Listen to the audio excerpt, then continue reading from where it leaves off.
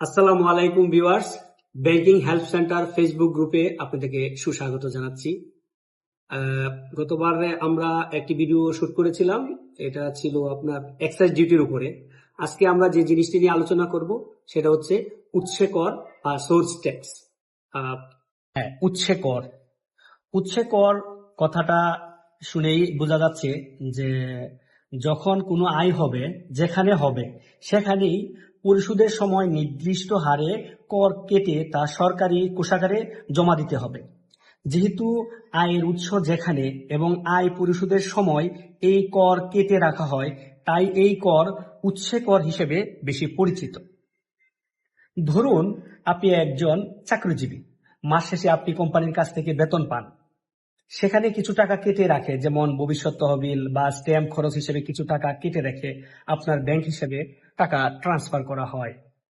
এর সাথে হয়তো লক্ষ্য করেছেন আপনার টাকা আরো কিছু কম যাচ্ছে। অ্যাকাউন্টস বিভাগে যোগাযোগ করার পর তারা আপনাকে বলেছেন আয়কর হিসেবে সেই টাকাটা কাটা হচ্ছে। সেই কর্তনকৃত টাকাই হলো উৎসে কর। আবার আপনি ধরেন ব্যবসা করেন, দেখা গেল আপনি যখন কোনো পণ্য সাপ্লাই করছেন তখন সেখান থেকে একটা নির্দিষ্ট হারে কর কর্তন করে বাকি টাকার চেক আপনাকে ধরিয়ে দিয়েছে। এসবই উৎসে কর হিসেবে পরিচিত। তাছাড়া দেখা যাচ্ছে আমরা কোনো রাস্তাঘাট কন্ট্রাক্টররা করলো, সেখান থেকে যে পেমেন্ট পাইলো ওই পেমেন্টের উপরেও একটা উৎসে কর কর্তন করে রাখা হয় এবং সেটা সরকারি কোষাগারে জমা দিতে হয়। কোন কোন খাতে উৎসে কর কর্তন করতে হবে এরকম একটা আয়কর অধ্যাদেশ 1984 নামে পরিচিত। ওইখানে বিশদভাবে বলা হয়েছে কোন কোন খাতে উৎস থেকে আয় হলে সেটার প্রেক্ষিতে আয় কর্তন করতে হবে এবং উৎস কর হিসেবে সেটা সরকারি কোষাগারে জমা হবে। বন্ধুরা, আমরা আজকে এখানে উৎসে কর বা সোর্স ট্যাক্স, আমরা ব্যাংকে যে উৎসে কর এই জিনিসটা নিয়ে আলোচনা করব। আমাদের ব্যাংকে সোর্স ট্যাক্স বা উৎসে করটা ট্যাক্স ডিডাক্টেড অ্যাট সোর্স অর্থাৎ টিডিএস নামেই বেশি পরিচিত। উৎসে কর কাটার ব্যাপারে বাংলাদেশ ব্যাংক একটা সার্কুলার ইস্যু করে 23 জানুয়ারি 2020 সালে। অর্থাৎ বিভিন্ন রকমের আমানত, ডিপোজিট, সঞ্চয় স্কিম বা আমরা বর্তমানে যে সঞ্চয়পত্র করে থাকি এই সঞ্চয়পত্রের উপরে আমাদের কিন্তু ট্যাক্স দিতে হয়, উৎসে কর দিতে হয়। অর্থাৎ যেখানে আয় সেখানেই উৎসে কর। আপনাকে যদি সরকার বা কোনো ব্যাংক বা প্রতিষ্ঠান কোনো আপনার মুনাফা লাভ আয় দেয় এবং সেখান থেকে প্রযোজ্য হারে উৎসে কর কর্তন করে নেয়। ধরুন আপনার ব্যাংকে একটি ডিপোজিট হিসাব রয়েছে, সেভিংস ডিপোজিট হিসাব। আমি একটি অ্যাকাউন্টের স্টেটমেন্টের মাধ্যমে বিষয়টা বোঝানোর চেষ্টা করছি। দেখুন বন্ধুরা, এখানে একটি অ্যাকাউন্ট স্টেটমেন্ট রয়েছে। স্টেটমেন্টে দেখা যাচ্ছে বছর শেষে এই ওনার অ্যাকাউন্টে 169 টাকা ইন্টারেস্ট অ্যাপ্লাই হয়েছে। দেখেন, ইন্টারেস্ট অ্যাপ্লাই হয়েছে 169 টাকা এবং এই 69 টাকার 15% টিডিএস বাবদ ব্যাংক কিন্তু কেটে রেখেছে, যেটা সরকারি কোষাগারে জমা দেওয়া হয়েছে 26 টাকা। 169 টাকার 15% 26 টাকা কেটে নেওয়া হয়েছে।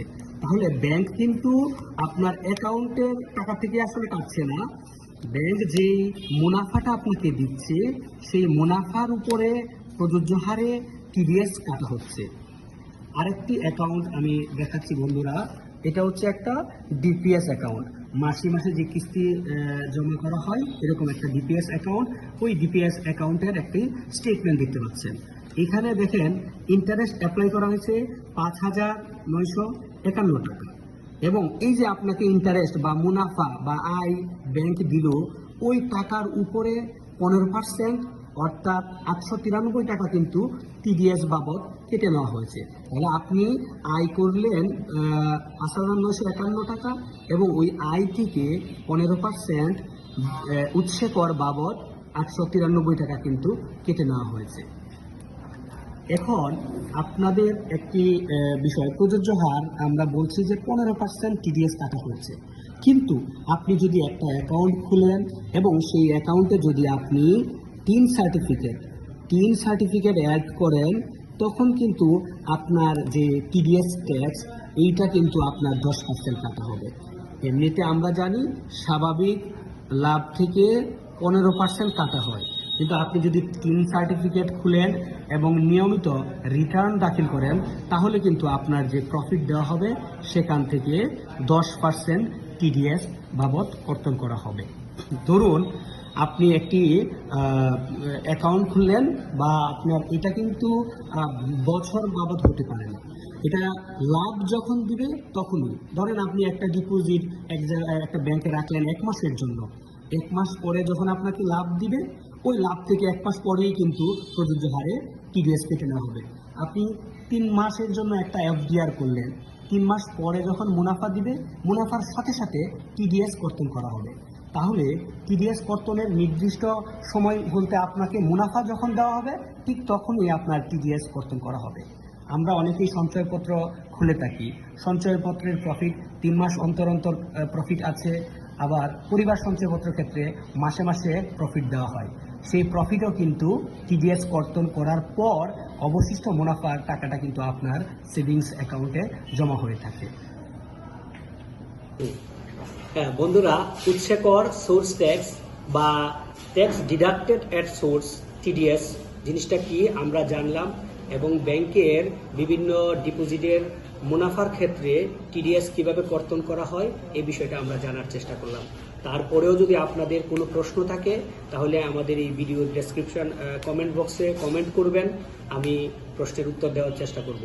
আর এরকম সুন্দর সুন্দর গঠনমূলক ইনফরমেটিভ ভিডিও যদি আপনারা জানতে চান তাহলে আমার এই পেজটিকে লাইক, কমেন্ট এবং শেয়ার করুন।